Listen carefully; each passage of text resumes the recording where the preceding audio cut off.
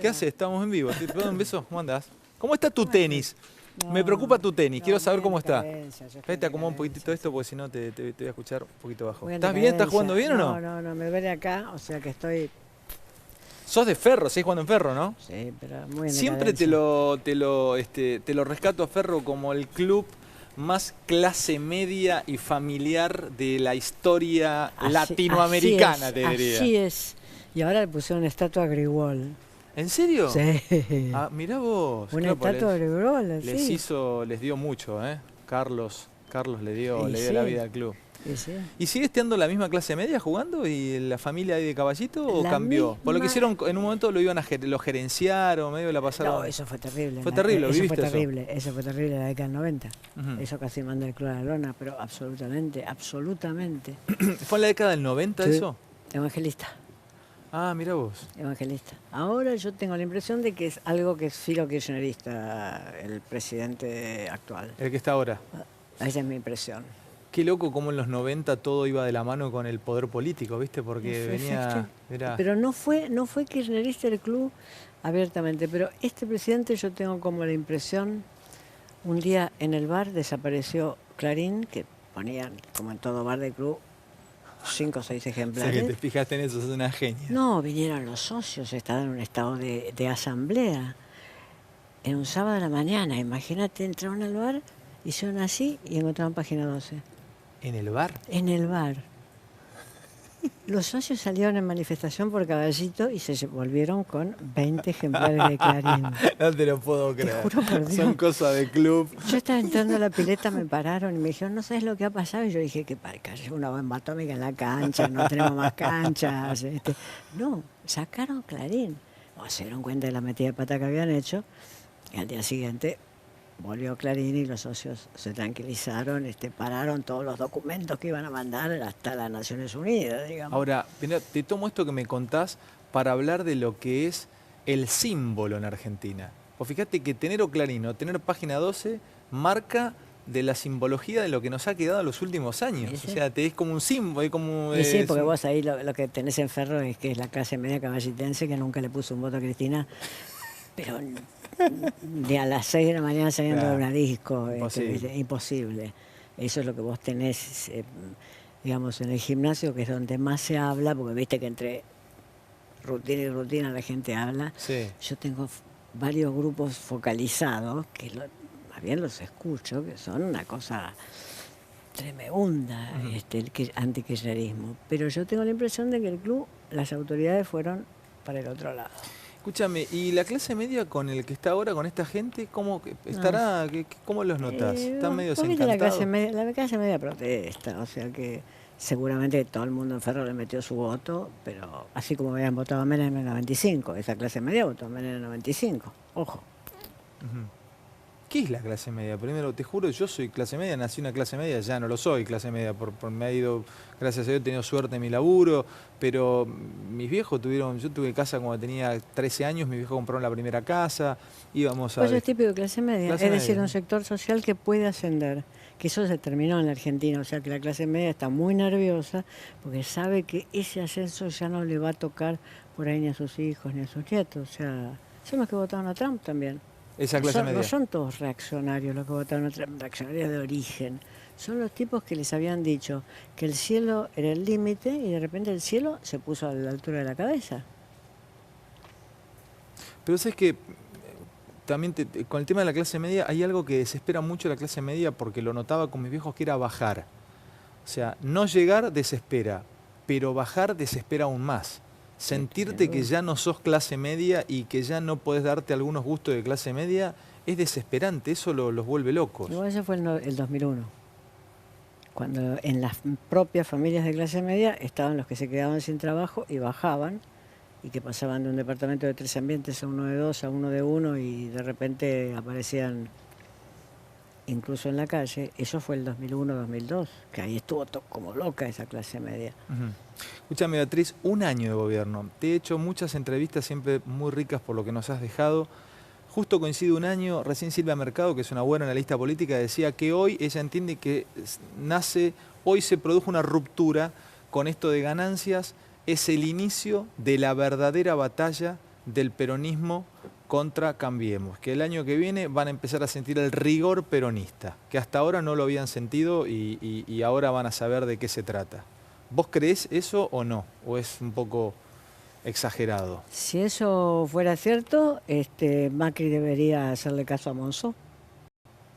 ¿Y qué es Monzó? ¿Qué dice Monzó Monzó? dijo, nosotros tenemos que incorporar a los peronistas racionales a Cambiemos. Y Macri dijo, así como estamos, estamos bien. En esta fiesta de 15 somos los que somos y ni uno más, no quiero colados. Entonces, si es verdad lo que Silvia Mercado dijo, lo lógico que debería haber hecho Macri es empezar una serie de conversaciones, que en la provincia de Buenos Aires algunas de esas conversaciones son muy factibles porque María Eugenia Vidal les ha dado dinero a los intendentes, etcétera. Lo que debería hacer Macri, si es verdad, es hacerle caso a Monzó, mientras que a Monzó dijeron, no, anatema, nosotros somos los que somos.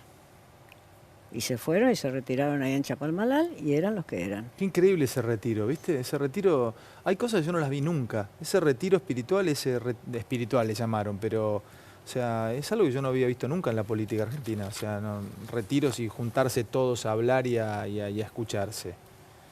Es una... Son costumbres, ¿viste? Son No, yo costumbres. tampoco nunca lo vi, pero no me parece que eso sea lo importante. Lo importante es cuáles son las conclusiones que se sacan. Es decir, el último discurso que hizo Macri en ese retiro fue precisamente este que yo te digo. Nosotros vamos a seguir los que somos acá. Los que somos quiere decir gente que viene del corazón de PRO y los radicales que se puedan colgar. Que es eso los que somos para Macri. Escúchame, y viste que te he leído en algunas notas que te han hecho, has definido el peronismo de una manera que muchos lo han definido, que el peronismo se alinea detrás del poder. ¿Y cuál crees que va a ser el punto de poder del cual se va a tratar de alinear atrás el peronismo? Monzó me dijo, sentado en esa silla donde estás vos, Beatriz, una de las últimas notas que le hice, dijo, el que gane la senaduría en Provincia de Buenos Aires, ese va a empezar a tener poder y atrás de ese se va a empezar a alinear el peronismo. Creo que es una hipótesis muy verosímil de alguien que conoce muy bien el peronismo, aunque haya estado 8 años con Macri. Creo que es una hipótesis muy verosímil por el peso electoral que tiene la provincia de Buenos Aires y por lo que significaría en provincia de Buenos Aires que haya un peronista, ya sea Massa, que vuelve al peronismo, ya sea otro, que le gane la elección a quien designe María Eugenia Vidal en la senaduría. Creo que es una hipótesis muy verosímil. Un poquito de aire que tuvo un poquito de calor. Decime de María Eugenia Vidal, ¿cómo la ves? Porque se habla mucho de María Eugenia Vidal, tiene una imagen positiva muy alta. ¿Qué te parece a vos como gobernante? O sea, ¿te parece un aire nuevo en la política o no? Bueno, un aire nuevo puede ser, porque carece de todas las costumbres, pensamientos, ideas, reflejos, modales, etcétera, de lo que fue la política argentina. O sea que si a lo mejor ella la que representa es la política que vendrá, como si vos me dijeras en una historieta de ciencia ficción, vienen de otro planeta, digamos, y ella representa eso, por una parte, y entonces hay que empezar a ver cómo es eso. Pero lo importante es la diferencia de trato que ella ha tenido también de presidencia de la Nación. Es decir, Scioli ya sabemos lo que fue, de una ineficacia monstruosa en la provincia de Buenos Aires, pero además Cristina lo tuvo ahorcado presupuestariamente. Pero nunca los traicionó, ¿viste? Siempre estuvo al lado de ella, siempre. Es un tipo que todos decíamos cuándo se le va a ir, cuándo le va a meter un portazo, y nunca, che. No, nunca. Pero lo tuvo ahorcado. Esta es la diferencia que me parece que está con María Eugenia Vidal, que es el gobierno nacional se ha preocupado en que la provincia de Buenos Aires, que es el distrito verdaderamente más problemático del país, porque ahí está radicada la pobreza más dura, etcétera, la provincia de Buenos Aires tenga recursos que la tornen gobernable y que dentro de esos recursos también está una estrategia de captar a intendentes que vienen del peronismo o de otros lugares políticos, ¿no? Beatriz, es que a los que hacemos televisión, ya no, pero antes había programas que te pasaban los archivos de lo que uno había dicho. Entonces, claro, lo que uno decía en el 2001, 2007, difería de lo que podías decir en el 2013, 2014. Y te dejaban expuesto, sobre todo a nosotros, yo que vengo del periodismo deportivo, vos decías, una cosa a un jugador de fútbol, ese jugador de fútbol a los 4 años la rompía toda, jugaba muy bien y te sacaba, mirá lo que... Pero lo dije hace 4 años, analizo una película, no una foto. Yo no sé qué pasa con ustedes, con los intelectuales o los que escriben. El inicio de La audacia y el cálculo, uno de tus libros de los últimos tiempos, en época kirchnerista, vos iniciabas, una de las primeras frases es, el kirchnerismo ganó la batalla cultural. Entonces, ahora ya, al 2017, esa batalla cultural que ganó el kirchnerismo, ¿la ganó y perduró ese triunfo cultural o ganó y después ese triunfo se diluyó y la perdieron? ¿Y qué es ganar la batalla cultural? Como en toda guerra, para seguir con la metáfora bélica, vos ganás una batalla y después podés ganar la siguiente o no. A ver. Entonces, la batalla cultural era la batalla de dotar a ese gobierno de una trayectoria histórica que lo vinculara con un pasado y con un futuro. Este gobierno es como si hubiera nacido de un huevo de Pascua. Es decir, no tiene pasado ninguno, porque ninguno de ellos, si tienen pasado, no lo evocan, y la mayoría, a comenzando por el presidente, no tiene, el único pasado que tiene es la presidencia de Boca. Bueno, ahí me abrís una nueva puerta interesantísima para meterme. La tenía pensada como pregunta. Con el kirchnerismo, o con el último gobierno, volvían símbolos o íconos. Por ejemplo, yo sabía que existía Jaureche, pero nunca lo había leído. Me lo citaron tantas veces a Jaureche y a Scalabrini, pero a Jaureche, que un día fui y me compré todos los libros Jaureche. ¿Y te divertiste? Me divertí, dice que no era para sociólogo, que era para sociólogo. O sea, como Aníbal Fernández, que escribía Nuevas Sonceras Argentinas, o sea, toda una vuelta simbólica, Milcíades Peña, volver al revisionismo. Pero esta gente a mí me tiene perdido porque yo no sé cuál es su continuidad histórica, no sé qué escritor los representaba antes, o sea, también te quiero preguntar ahí, o sea, ¿dónde abreva esta gente? ¿Cuál es su línea hacia atrás? Esto es lo nuevo también, es lo nuevo que a uno le resulta completamente sorprendente. Es decir, si yo te dijera, la línea hacia atrás es que Macri fue presidente de un club de fútbol. Y fue un empresario, más bien el hijo de un empresario, porque no sé si él fue un gran empresario en sí mismo, fue el hijo de un empresario. Esto es nuevo. Nosotros estábamos acostumbrados los argentinos a ver que los políticos hacían lo que se llamaba en Roma el cursus honorum, es decir, un camino por el cual se iban ganando progresivamente honores. Era dirigente estudiantil, era dirigente religioso, era dirigente de organizaciones sociales, era dirigente sindical, se adquiría una cierta experiencia y luego se llegaba a ciertos niveles de los partidos políticos. Esto no sucede en el PRO. No digo Cambiemos, porque Cambiemos hay radicales que sí han hecho ese cursus honorum. Entonces esto también es nuevo.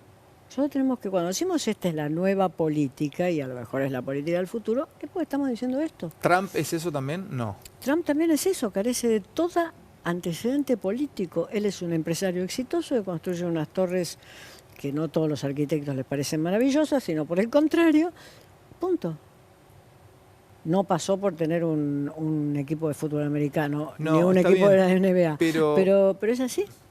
O sea que no se desconoce, no tienen un pasado, no le puedes seguir el rastro hacia atrás para saber cómo van a accionar en el futuro. No tienen un pasado.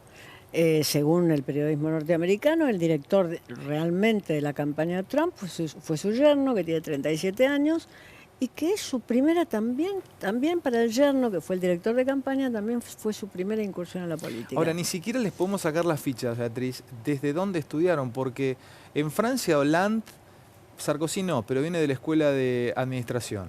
La Escuela Nacional de Administración, efectivamente. En Inglaterra vos sabés que los conservadores vienen todos de Oxford o de Cambridge. Sí, señor. Bueno, Estados Unidos está más repartido, ¿no? Pero acá son de Newman. Pero yo no sé cuál es la idea o el concepto, la línea... Es un colegio secundario, de todas maneras, llega hasta ahí Newman. Es decir, y no es un colegio secundario que pero te dicen, entre ellos se lo dicen golpeándose el pecho, somos Newman Boys. Son todos, o sea, Dietrich es de Newman, Mauricio pero quiero de Newman, decir, Caputo de Newman. Es un colegio secundario en el sentido que no tiene la trascendencia que puede ser que todos los primeros ministros del Partido Conservador británico, todos los primeros ministros fueron Oxbridge, o sea, Oxford o Cambridge. Ya, eso no, Newman no tiene esa trascendencia, es un colegio de élite.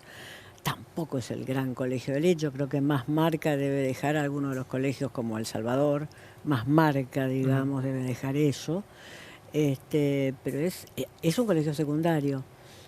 Digo, para hacer una comparación con un colegio público, el Nacional Buenos Aires deja una marca muy fuerte en quienes son sus graduados. Claro. Todos los graduados del Nacional Buenos Aires todavía dicen el colegio en vez de decir el Colegio Nacional Buenos Aires, como si fuera el único colegio, y tiene una marca muy fuerte de pertenencia.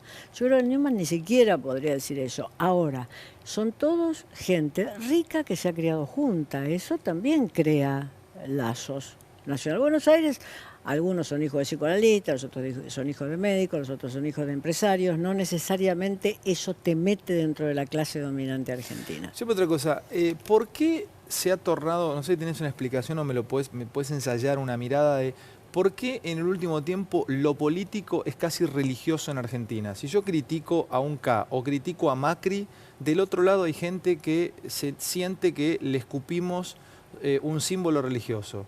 Le escupimos la cruz o su libro religioso. O sea, se empezó a discutir con un fervor que supera lo futbolístico. Porque en el fútbol vos podés discutir, pero terminás y dale, tomemos algo. Y te tomás algo y te vas a tu casa. Pero hay familias que se han peleado por la política. Hay grupos de... Mi padre tiene una peña de jugadores de tenis, tiene 72 años, hace 40 años van a jugar al tenis.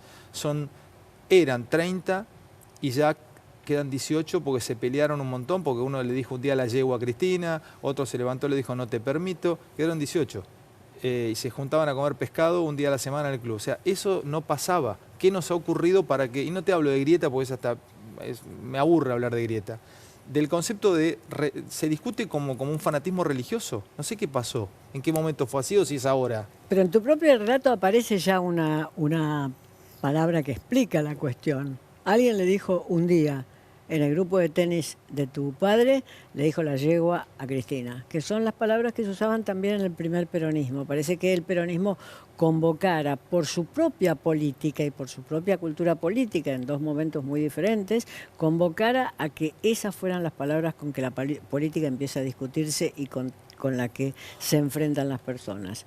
La verdad que es una palabra muy desagradable. He sido antikirchnerista durante 12 años y nunca pude soportar la forma en que los antikirchneristas se referían a Cristina. No lo pudiste soportar, te resultaba chocante. Insoportable, chocante. Es decir, pero no por razones de feminismo. No simplemente por razones de feminismo, que a una mujer no se le dice la yegua porque se la compara con un animal. No por razones de feminismo, sino porque creo que era un tipo de insulto deshumanizador que me resultaba chocante. Del otro lado, del lado del cristianismo, también abundaban las agresiones. Pero más bien lo que uno tendría que preguntarse es cuáles son las diferencias entre este momento y el anterior. Macri, si uno puede reconocerle una cualidad, es que tranquiliza. Es decir, no va de su boca nunca va a salir ninguna metáfora zoológica, no. Ni la yegua, ni la bruta, de esas metáforas no. Eso tranquiliza. Y permite que con bastante buena conciencia todos se disculpen en la Argentina en nombre que el kirchnerismo existió, lo cual me parece un acto de cinismo absoluto. ¿Cómo repetime eso? Me todos encanta. Se disculpan en la Argentina, cualquier medida de Macri, cualquier torpeza de Cometa, se disculpa en nombre de que el kirchnerismo existió. Pero vos sabés si lo tuvieras al kirchnerismo, que es como una especie de amenaza por la cual tampoco los que no son macristas pueden hablar libremente de política. Porque dice, ¿y qué pasaba si lo tenías a Scioli y a Zanini? ¿Qué pasaba? Bueno, digo, es cierto. ¿Por qué no paramos un poco ahí? ¿Por qué no hablamos en tiempo presente, que es el tiempo de la política?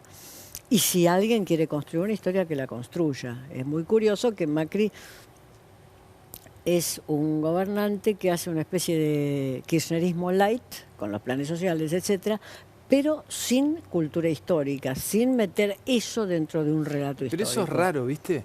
Porque tiene una concepción muy progresista. Nadie lo tenía haciendo esto. Yo pensé no podía hacer otra cosa. Pero Beatriz, todos pensábamos, si me hacías jugar unos pesos de lo que tenía en el bolsillo, te decía que iba a ser un representante del consenso de Washington. Es que no hay más consenso de Washington. Bueno, del viejo consenso de Washington. No podía decir, mantener los planes sociales era algo que tenía que hacer. Y además, mantenerlos y reforzarlos en la provincia de Buenos Aires es algo que tenía que hacer, porque si no va a perder las elecciones del año que viene. Y si él pierde las elecciones del año que viene, está de salida. Vos viste que perder las elecciones de mitad de periodo, sean las primeras o las segundas, te ponen en el camino de salida. O sea que si él quiere seguir 8 años, como se supone que quieren los presidentes argentinos, porque para eso se hizo la reforma de la Constitución, tiene que cuidar ciertos bastiones, y los bastiones que más tienen que cuidar son aquellos que están en la provincia de Buenos Aires, donde está el grueso de los votantes. Ahora, Es así. qué increíble el argentino en la transgresión, ¿no? Vos has viajado por todo el mundo, has vivido afuera. ¿Qué relación tenemos con la transgresión? Porque es transgredir una cosa tras otra. Todo el tiempo, de pasar un semáforo en rojo a... Recién de Pablo decía, quédate tranquilo que si van a ponerle un impuesto a la renta financiera y de más de 1 millón de pesos te cobran intereses, lo van a partir en 4 de 250 o en 5 de 250 y no va a haber impuesto, no le van a poder sacar impuesto a nadie porque la gente le va a encontrar, van a hacer la trampa para que no... O sea, todo el tiempo estamos transgrediendo así, o sea, no... Es cierto, lo que pasa es que ciertos rasgos de las identidades nacionales solo se cambian a lo largo de décadas. A ver eso. Te pongo el ejemplo de Alemania. Ya sabemos lo que pasó con Alemania y el nazismo. En el trato personal, en un trabajo, en una institución, en la universidad, etcétera, yo no he conocido país más cuidadoso en no ofender a la persona que tiene enfrente. ¿Alemania? Alemania. Vos estás en una institución, estás en la universidad, estás donde sea, y el cuidado que tiene un alemán que ha sido instruido en la escuela primaria, en la escuela secundaria, después de la guerra, y hoy ya por las escuelas, es el cuidado de no ofender ni forzar al que tiene enfrente. No es por eso que han dejado de ser organizados. ¿Pero eso fue natural o se los enseñaron? Es educación pura y dura. Educación. Es educación pura y dura. Porque además esto se puede investigar. ¿Qué se enseñó en la escuela alemana cuando Alemania todavía estaba ocupada por los aliados en 1945 y en adelante? ¿Qué se enseñó en la escuela alemana? Que habían cometido el acto más vil de los últimos, del siglo XX sin duda y del pasado también. Eso se enseñó.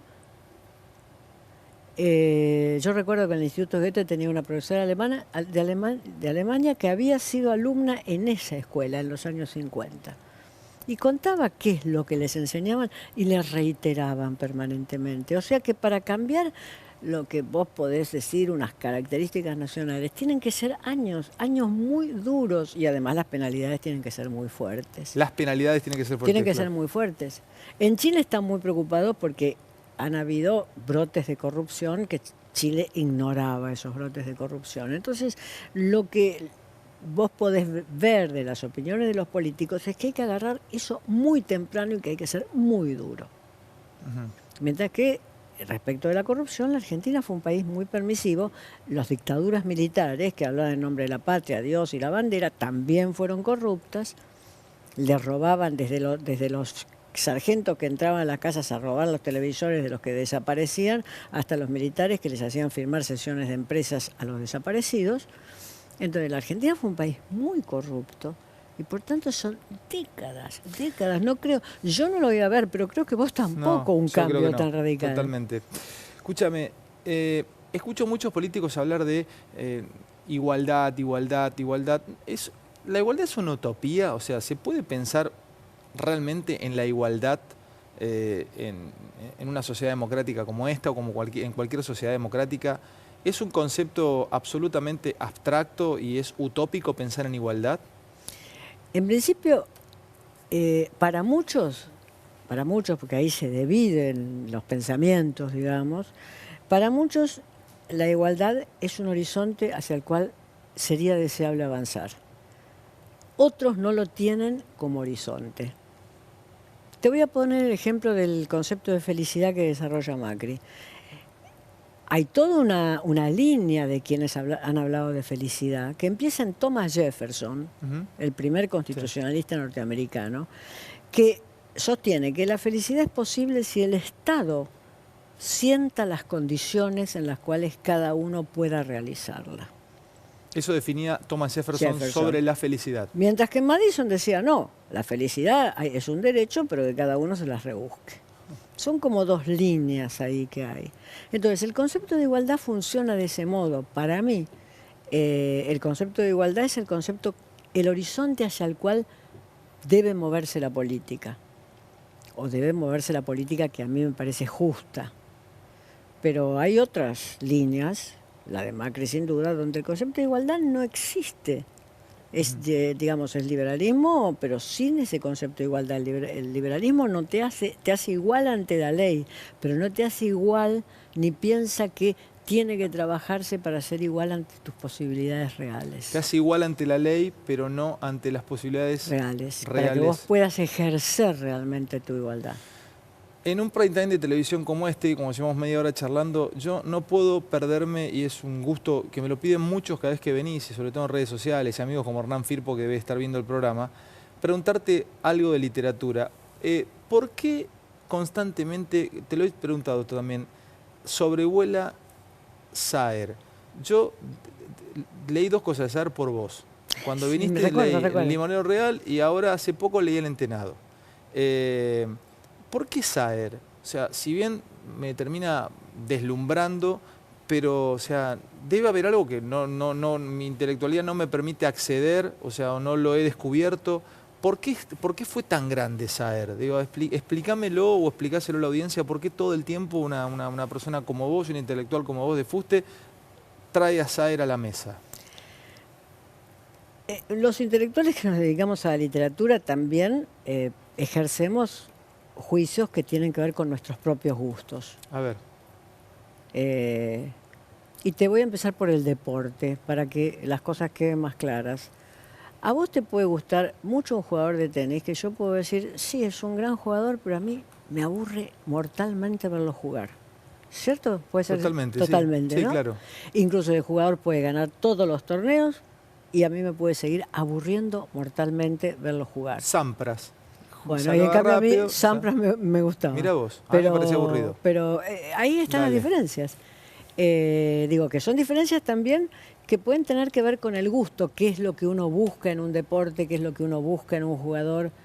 Algunos jugadores se libran de ese juicio, supongo, digamos, yo no entiendo de fútbol, pero supongo que un Messi, un Maradona se libran de ese juicio, les gustan a todos, pero después en el tenis yo lo puedo pensar con facilidad. A mí hay grandes jugadores que no me interesan, así como me podés decir, Sampras a mí no me interesa. Entonces, yo creo que con todas las actividades que son extraordinarias, y ahí también pongo ciertas formas del deporte, no todo el deporte, sino algunas formas del deporte, sucede eso. ¿Sabes? Algunos de nosotros, los que hemos aprendido literatura y entendemos literatura, pensamos que hacia finales del siglo XX, después de Borges, cuando Borges ya escribe sus últimos libros, pero Borges su obra ya está hecha, digamos, sí. Es decir, digamos de mediados de los 60 en adelante, después de Borges surgen algunos escritores. Yo te nombraría quiénes son para mí los tres grandes que surgen ahí en ese momento del siglo XX, que son Saer, sin duda en primer lugar, Aira y Fowell. Pero sería muy interesante armar una mesa donde otro dijera, no, a mí no me parece eso, que sean Saer, Aira y Fowell. Acordaría con Saer, pero me parece que hay que incorporar a Piglia o que hay que incorporar a un poeta, y yo no estaría de acuerdo. Es decir, porque son ya donde vos elegís, y donde vos elegís tiene mucho que ver con qué tipo de relación muy intensa, yo te diría relación de deseo estético, que vos ponés en un escritor o en otro. Saer nos gusta, sin duda, a quienes buscamos en la literatura un principio muy fuerte de resistencia, que las cosas no sean sencillas de primera mano, sino que los libros obliguen a un trabajo y que ese trabajo después de realizado, o mientras uno lo realiza, uno lo va aprendiendo y encuentra un placer enorme en realizarlo. Es interesante, y cierro con esto, Beatriz, pero se me hace muy fácil ahora leer un libro con la computadora abierta. Muchas veces he hablado con mi gran amigo, que fue Antonio Carrizo. Yo trabajaba en Rivadavia y él me decía que cuando leía algunos libros, los leía con 10 o 12 libros abiertos alrededor. Hoy el saber es muy accesible. O sea, entonces, no sería fácil hoy leer a Saer con una compu, con Google, y cada concepto que no entienda, buscarlo. Saer no te exige eso. Si vos me dijiste que leíste Cicatrices. Sí, leí Cicatrices, El Entenado y El Limonero Real. Posiblemente El Entenado te exija más porque es Sí, una novela histórica, pero sí. Cicatrices es una historia de un adolescente que está ahí girando por la ciudad de... No te exige eso, donde todo un capítulo es cómo se juega al billar, todo otro capítulo es cómo se juega al punto y pero, por ejemplo, en banca. El Entenado se comen a los españoles. Ahí sí. Y yo no sabía, siendo de Santa Fe, que los colastinés eran antropófagos. Bueno, ahí sí, El Entenado, al ser una novela histórica, claro. Ahí sí. Pero Cicatrices no te exige eso y El Demonio Real tampoco te exige eso. No, totalmente. Es una historia de isla, de pérdida de un y una hijo, novela sí. de Fowell tampoco te exige eso. O sea que a veces... Carrizo era un borgiano absoluto, y entonces Borges sí te puede hacer el juego con la propia enciclopedia con la cual él estaba trabajando permanentemente. Entonces vos como lector sentías a lo mejor la necesidad de seguir las pistas que Borges antes había encontrado en esa enciclopedia o había inventado para vos, para que vos no las encontraras, para defraudarte o por lo que fuere. Hay otros escritores que no, y son grandes escritores, y son escritores difíciles, pero no exigen Google. Placer estar con Beatriz Arlo aquí. Me escribe Firpo, dice, Aira desarticuló el mercado, publicó en cualquier editorial. Dice por acá. Está bien eso. Está muy bien, Firpo. Beatriz, un lujo como siempre que nos visites y que nos visites. Nada, ojalá te pueda volver a entrevistar el año que viene, si Dios quiere. Si te invitamos, si tengas ganas de venir a charlar. Seguro, un lujo seguro, realmente. Seguro. Buenas fiestas. Para igualmente. Vos. Buen 2017, 100 años de la Revolución Rusa. Ah, claro, tenés razón, la Revolución del 17. Bueno, te espero el año que viene a charlar y a conversar un poco. Y vamos a jugar un partido de tenis, un doble mixto. No, imposible. Haremos un doblecito mixto, jugaremos un torneo. ¿Por qué no? Gracias, gente, por estar del otro lado. Gracias, Beatriz. Nos vemos mañana, si Dios quiere, en vivo en Animales Sueltos. Chau.